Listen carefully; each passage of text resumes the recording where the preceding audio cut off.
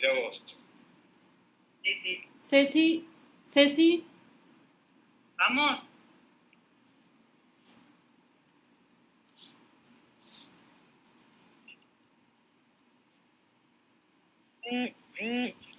Bueno, buenas tardes a todos, a todas y a todes. Les damos la bienvenida en este encuentro por Zoom, un encuentro virtual. Vamos a conversar junto a Dora Barrancos de un tema novedoso y de interés que es género y nuevas masculinidades. Aprovechamos a agradecer la presencia de todos y de todas ustedes y también la participación y la colaboración de toda la dirigencia sindical que nos acompaña en este encuentro y que hace posible que estos encuentros hoy los podamos tener en pandemia.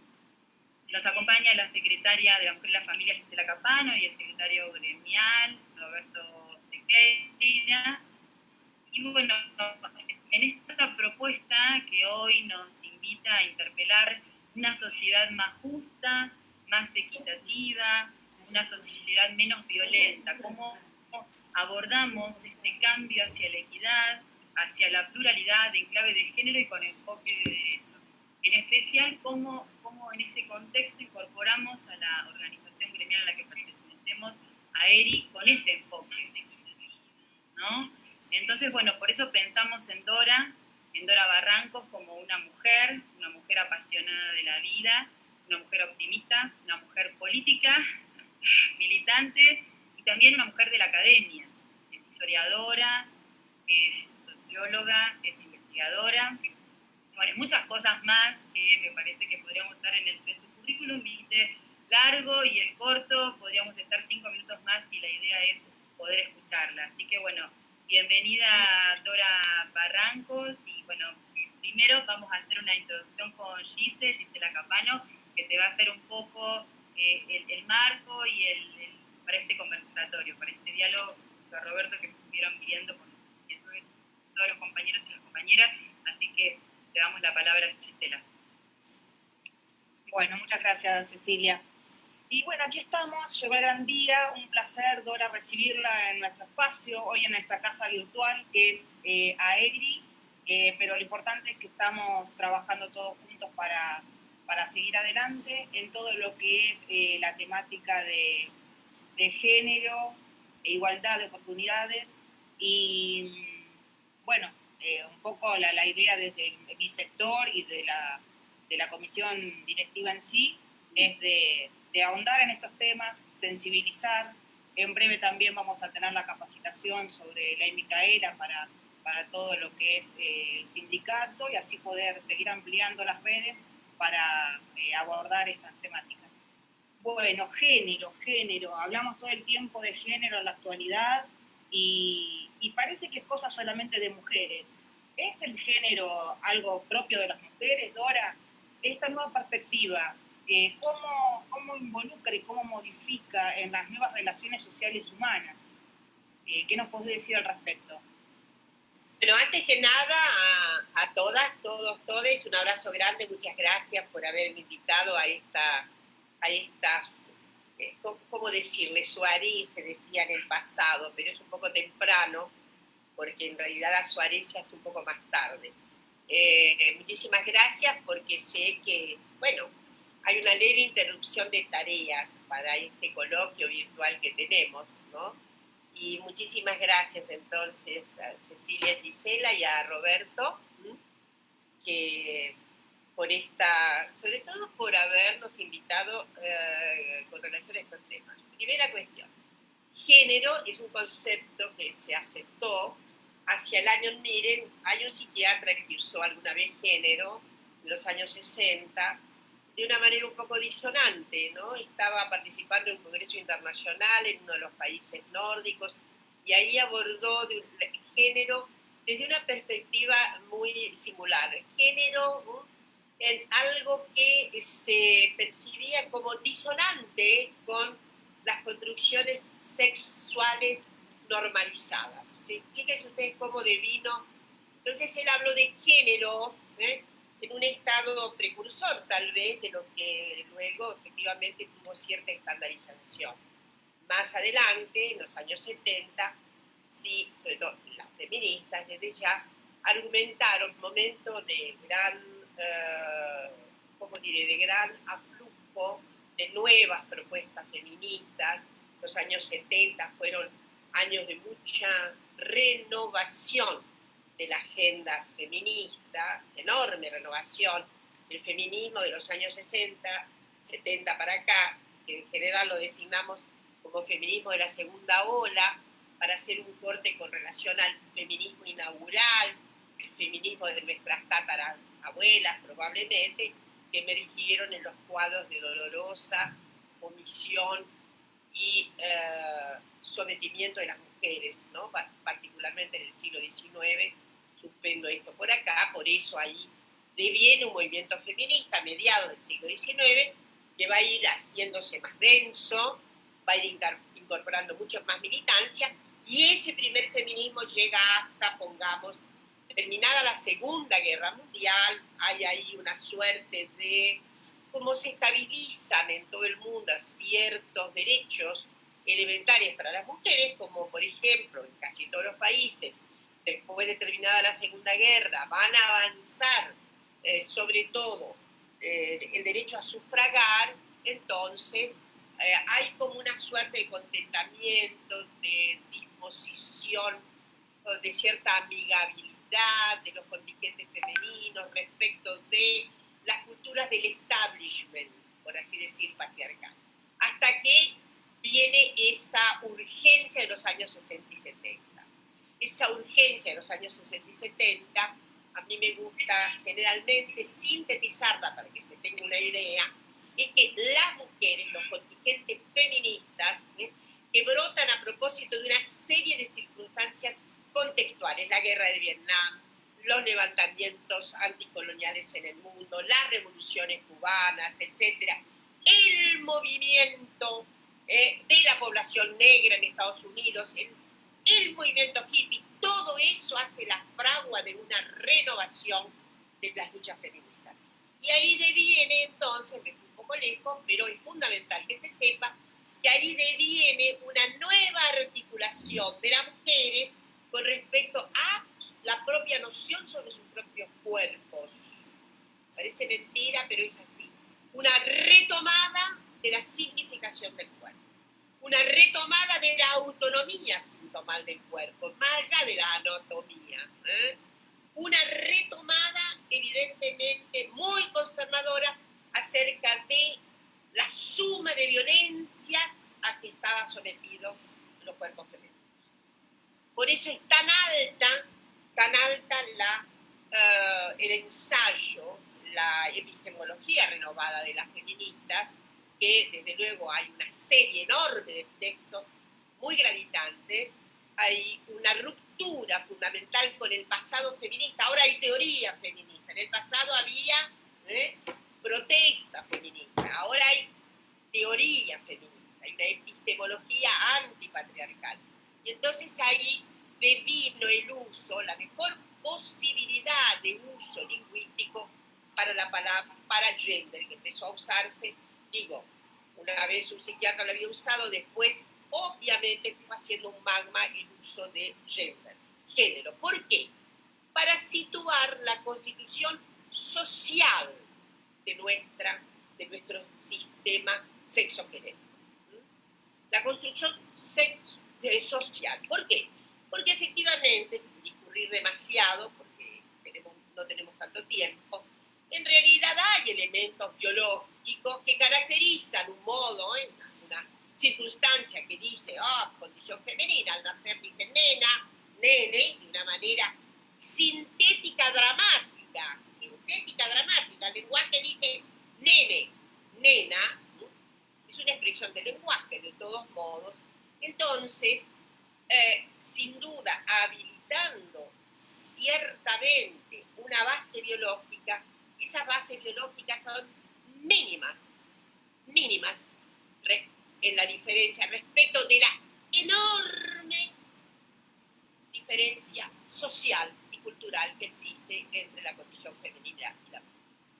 A esa enorme diferencial sociocultural, de la diferencia que hay entre condición femenina y masculina, ese enorme diferencial social y cultural, entonces mejor era llamarlo género, para ver.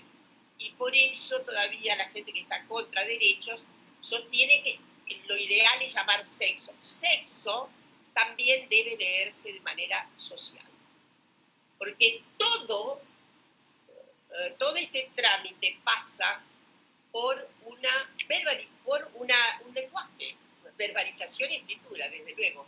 Lenguaje es decisivo, y a mí me gusta decir siempre que si al nacer se taparan los genitales de las personas, no podríamos encontrar por dónde está la diferencia. Si se tapan los genitales, no,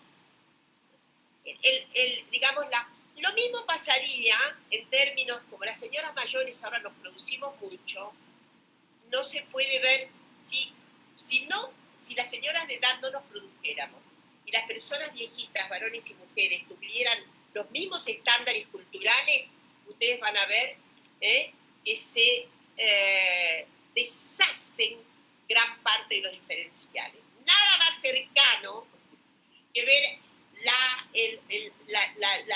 el nacimiento y la extrema vejez, nada más cercano para ver que efectivamente lo que está en medio de esos es una enorme carga social y cultural. El lenguaje nos dice, el lenguaje nos hace, el lenguaje nos construye, el lenguaje significa decididamente a las personas, y por eso quiero recordar lo que una gran figura prominente en la saga feminista como es la querida Simone de Beauvoir, que cuando escribió El segundo sexo, ella no era feminista, así que fíjense ustedes la arrojada extraordinaria circunstancia de Simone de Beauvoir, que escribió El segundo sexo, que está absolutamente enjundioso en decirnos cómo nos hacemos mujeres, sobre todo dejando desde luego la idea de que también los varones se hacen varones.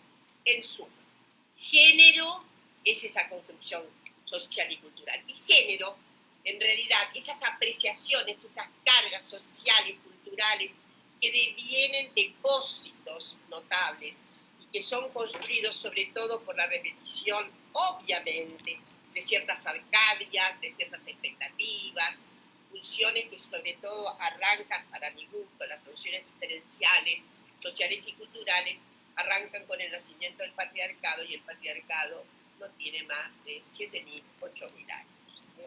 Un momento anterior, el patriarcado emerge en el Neolítico Superior, y hay un largo momento anterior en que no hay diferencia jerárquica. ¿Está claro lo que quiero decir? Porque el problema de las construcciones sociogenéricas son las diferenciaciones, las construcciones sociogenéricas que consideramos varón y mujer, son su apego a valores jerarquizados. Y hay ahí entonces una condición de posibilidad también enorme para decir, sí, el género masculino, no hablamos solo de género femenino. Es cierto que por orden de la saga de los derechos de las mujeres, la saga enorme de los derechos que ella ha constituido por parte de las agencias de las otredades sexuales y genéricas, hoy hay mucho más que la polaridad varones-mujeres. Quiero decirles que a eso conviene también incorporarles el sentido de sexo-socialidad, sexo-social, diferencia. En fin, también quiero terminar la frase con la pregunta de Gisela, es que sí, hay género masculino, género femenino, constructos sociales y culturales. Constructos sociales y culturales, por los cuales el género masculino ha tenido mucho más prerrogativas que el género femenino, mucho más prerrogativas, por cuenta y orden de lo que enuncié como sistema patriarcal, que es un sistema de diferenciaciones sobre la base de los trazos de la sexualidad. Gracias, Dora. Entendemos esto del concepto de desigualdad estructural, ¿no?, en la relación entre varones y mujeres, y por eso también pensamos en esto de género y nuevas masculinidades. Y Roberto tenía una pregunta, Roberto, nuestro secretario gremial, para hacerte en relación a este tema. Así que, Roberto, a ver cómo podemos decir. Dale. Bueno, buenas tardes a toda la sala. Hola Dora, ¿cómo estás? Te quiero agradecer, ¿no?, en nombre de la familia Grimel Aegri, que hayan tenido esta deferencia de darme una exposición de un tema que fue siempre importante, por supuesto, pero en los tiempos que corren, más que nunca. Una vez leí por ahí que todos los seres humanos somos iguales en la dignidad y en todos los derechos. Por supuesto que estoy y estamos todos de acuerdo con ese pensamiento, porque en definitiva con la desigualdad y la violencia se perjudican las mujeres y también los niños y las niñas, que en definitiva son potenciales hombres y mujeres. Nos perjudicamos absolutamente todo. Por eso para mí es fundamental la nueva visión del género masculino. Y en base a eso te queríamos preguntar que nos explique qué son las nuevas masculinidades, cómo están desarrolladas en el mundo y principalmente en nuestro país. Gracias, Roberto. Me parece maravilloso que este sindicato se aproxime a estas cuestiones, digo la verdad, porque son las cuestiones, trascendentales. Hoy es muy trascendental. La libertad sexual es trascendental, la identificación sexogenérica es fundamental, en fin, estamos hablando de derechos personalísimos, derechos que están en la base fundamental de lo que hoy, felizmente después de tantas recuperaciones y demás, llamamos derechos humanos básicos. Los derechos personalísimos tienen que ver, sobre todo, uno de los derechos personalísimos tiene que ver con estos marcos identitarios sexo-sociales. Hoy llamamos sexo-sociales, porque están en una dinámica de cambio social. Y efectivamente, aquel viejo paradigma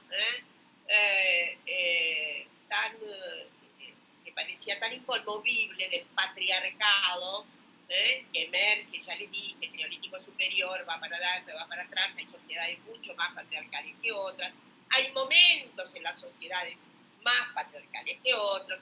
El siglo XIX para nosotros es el sortilegio patriarcal, porque el Estado-nación se construye bajo una formulación de un pacto patriarcal extraordinariamente no inclusivo. Esto es algo notable, ¿no? Como en el salto cuántico a la modernidad, el patriarcado pudo haber perdido agallas. No, las recuperó todas y más. Y determinó que las mujeres servían para la vida doméstica. Y para los varones todo lo que era público y todo lo interesante por hacer. Hoy hay un gran craquelé de esto, obviamente, no solo por el asomo de las sexualidades disidentes, tanto en varones como en mujeres, me refiero, esto es una cuestión, sino también porque hay un aflojamiento de los mandatos patriarcales en muchísimas, sobre todo en muchísimas gentes, y me animo a decir en las más jóvenes. A mí me gustaba hacer una cuestión, una cierta caracterización que por supuesto tiene una pátina un poco de sorna, pero no tanto, que la sociedad argentina hoy se divide, los varones se dividen, sobre todo los varones dichos cis, aquellos que están con el mandato, ¿no? Anatómico, hormonal, etcétera, y que tienen el comportamiento exclusivamente del folletín masculino, etcétera, etcétera. A mí me gusta decir que tenemos 3 tipos de segmentaciones de varones. Una que es granito puro patriarcal. No se asoma algo duro allá y tal vez mucha amenaza, ¿no? Esos patriarcas que ustedes los ven a veces en los medios de comunicación, ¿no? Granito puro patriarcal que para mi gusto se deben sentir amenazados, pero no importa, hacia afuera, aquellas. Después hay un gran grupo de varones que están azorados, ¿no? Están azorados, que miran lo que está ocurriendo con una sorpresa, azoramiento y, en fin. Y después hay un grupo, sobre todo entre los más jóvenes, que esos están desestructurándose patriarcalmente, ¿no?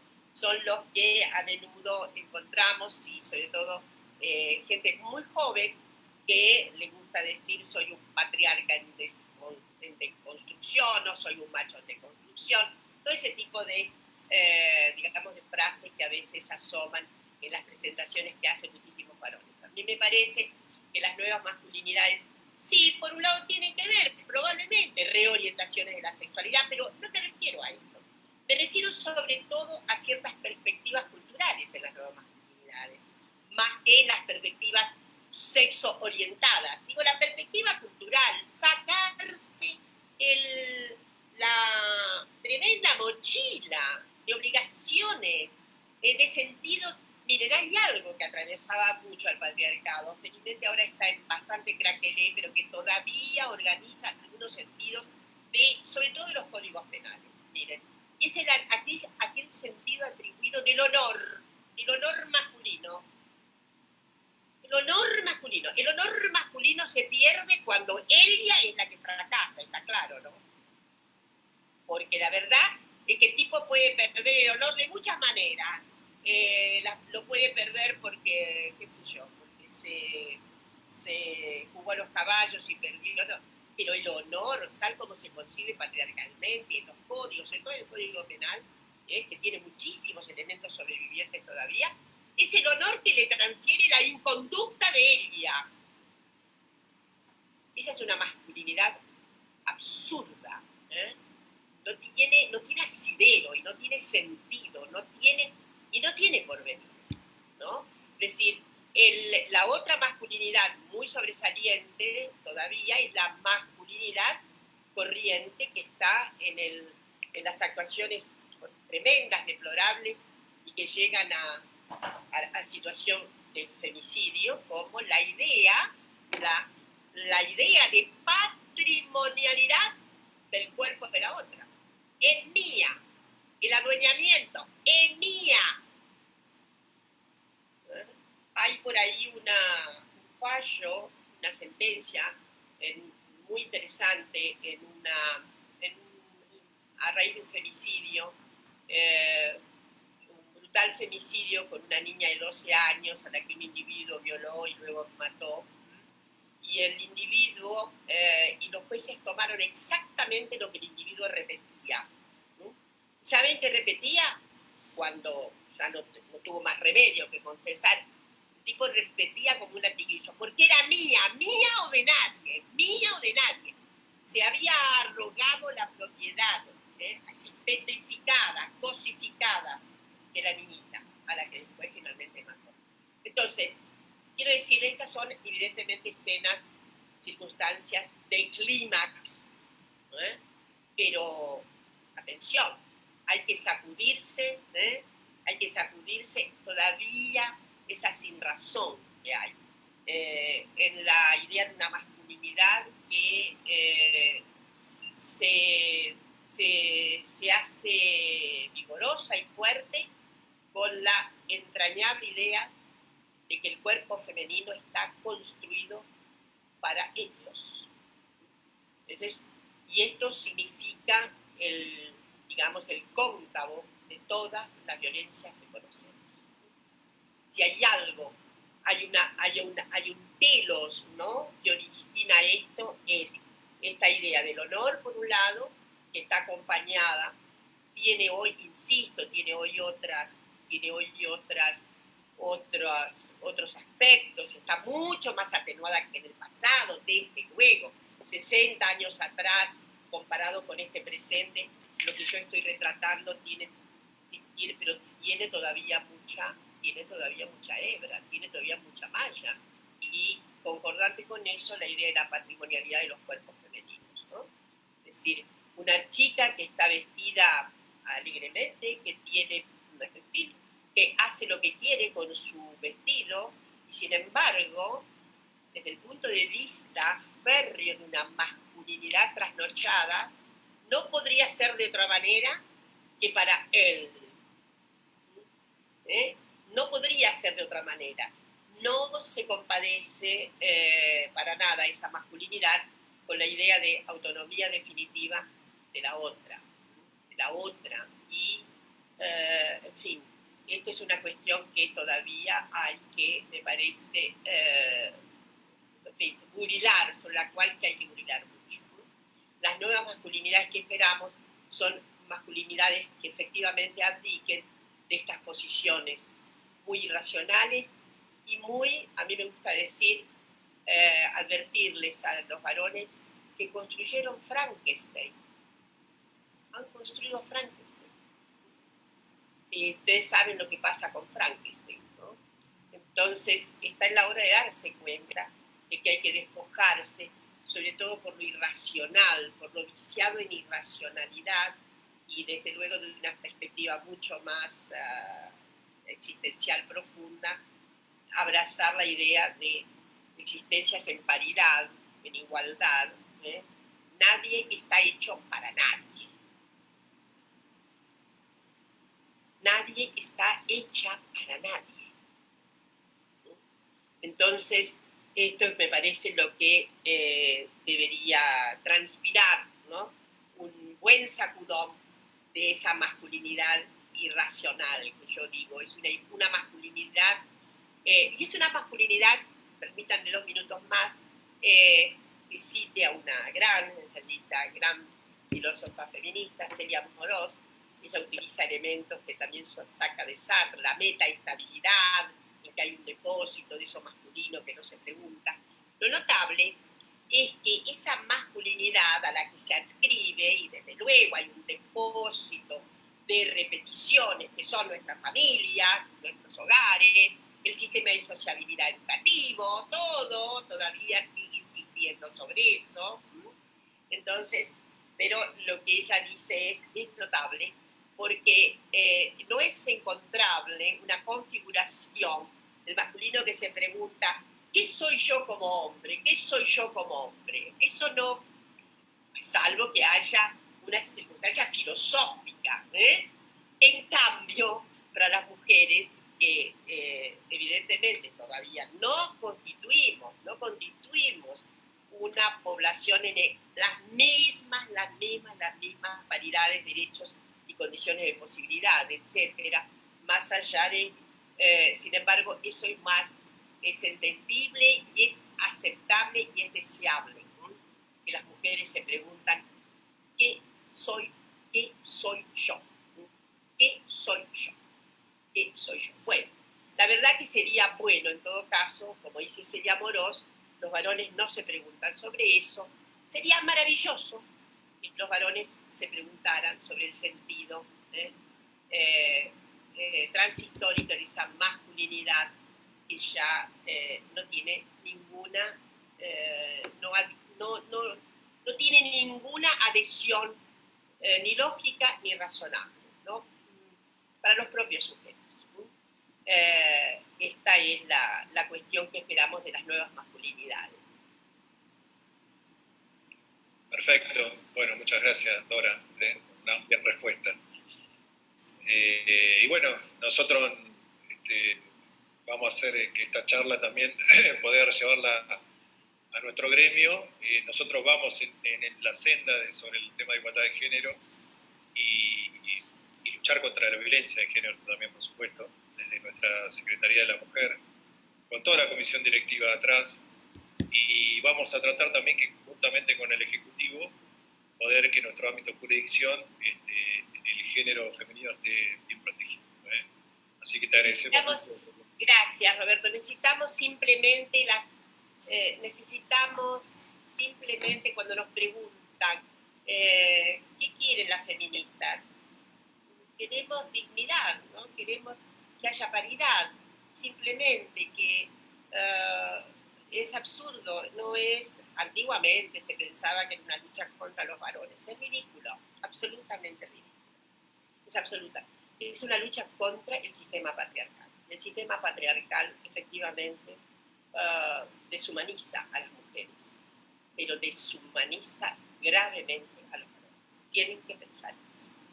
Exactamente. Les saca la posibilidad de la condición humana digna. Así que bueno, habrá un día, un mundo completamente paritario. Quién sabe, estos temas estén completamente de más. Exactamente. Así que bueno, muchas gracias. Bueno, a ustedes un abrazo gracias, grande, Dora. y felicitaciones a ese gremio. Primero que efectivamente va camino de la paridad. Muchas felicidades y muy buena suerte con los pasos que van a dar. Muchas gracias Bueno. y mucha salud, mucha salud. Bueno, bárbaro. Gracias, Dora. Muchas gracias.